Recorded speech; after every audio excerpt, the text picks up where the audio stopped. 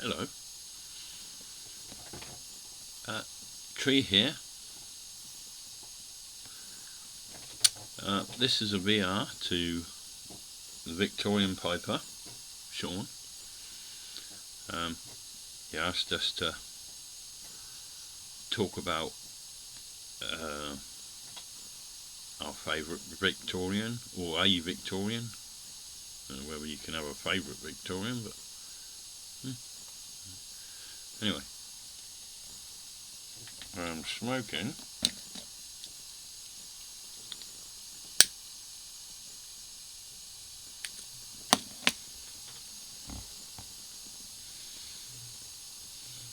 Port Latakia in a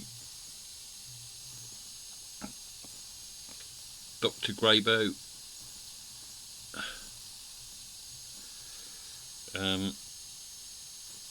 Grand Duke. That was it. Which I managed to find at the car boot last week, I think. Yeah, last week.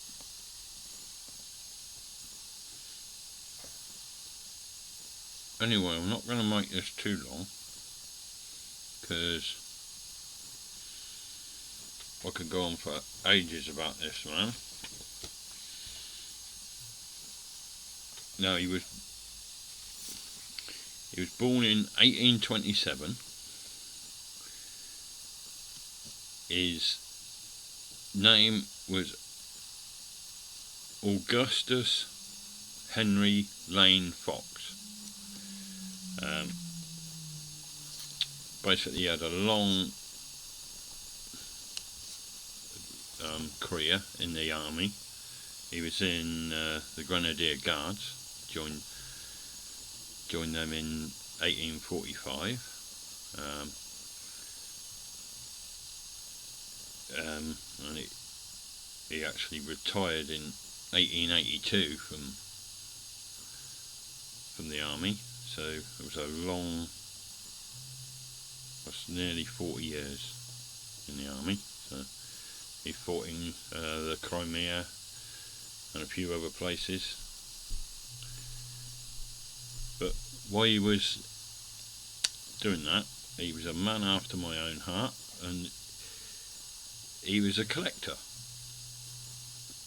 He basically collected rifles and anything sort of anthropology, stuff like that. Mainly things that tools and things that people have made.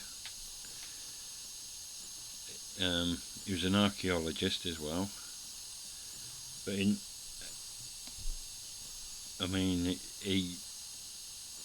he collected something like tens of thousands of items in his collection. And in 1880 he inherited the estate of his cousin Horace, the 6 barren rivers,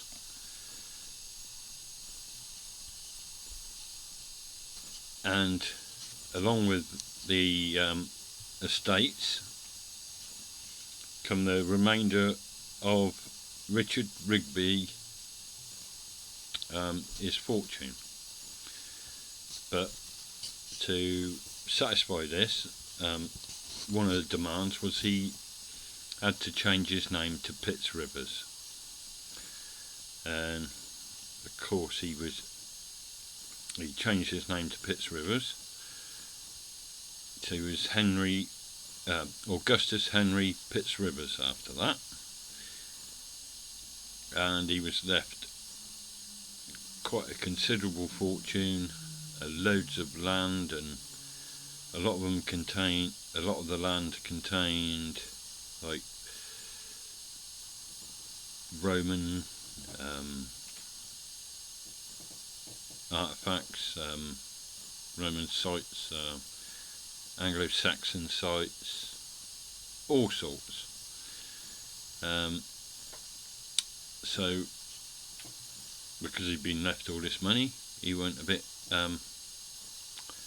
as I would do. He just went mad on collecting stuff. He even he exhibited a lot of his stuff at various museums. Eventually opening his own museum in Oxford, the Pitts Rivers Museum, very famous museum, one of the top anthropology type museums in the world. And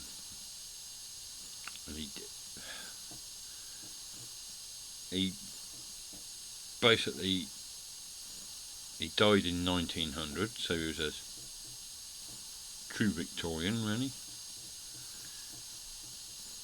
He even died just before his queen. So anyway, yeah, his museum's still going now. I visit there quite regular, living in Oxford, as you do. I've even actually given items to them from when I was a body piercer.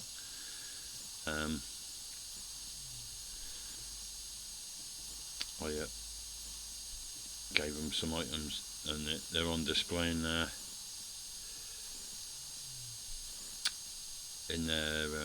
body arts department of it, along with some stuff given to him by Bob Eagle, who I used to work with. He did the tattooing, I did the piercing. But Pitts Rivers, there's so much about him. The amount of stuff he did.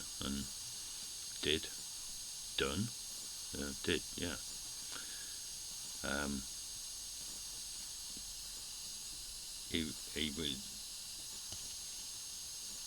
well, there's too much for me to go into it in detail. I'll be here all night. But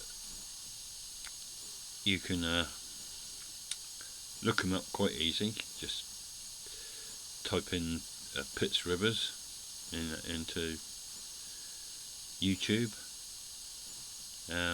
Fascinating bloke. Truly a man after my own heart. Collector. Collected more than I did. Mind you, he had money, I didn't. I spent all mine on pipes. No, anyway, I shall light this back up.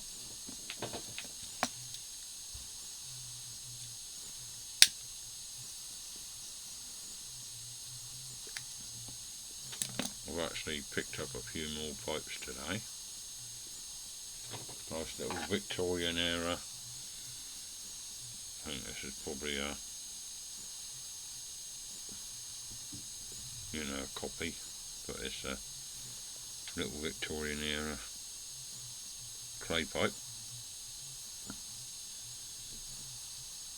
Basically the Victorian era, they tended to decorate the bowls, and the bowls were bigger so that they could, because the tobacco was getting cheaper. The earlier bowls, earlier clays, the bowls were tiny because of the expense of the tobacco. But yeah, hope that's alright for you, Sean.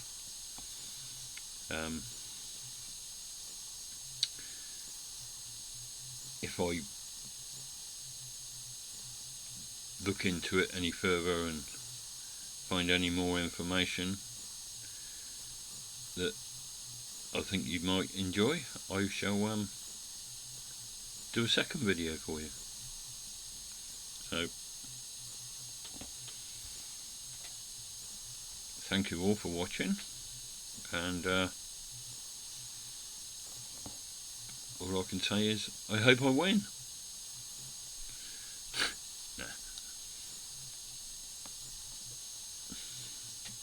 But yeah, congratulations on the I think it's 400 subs.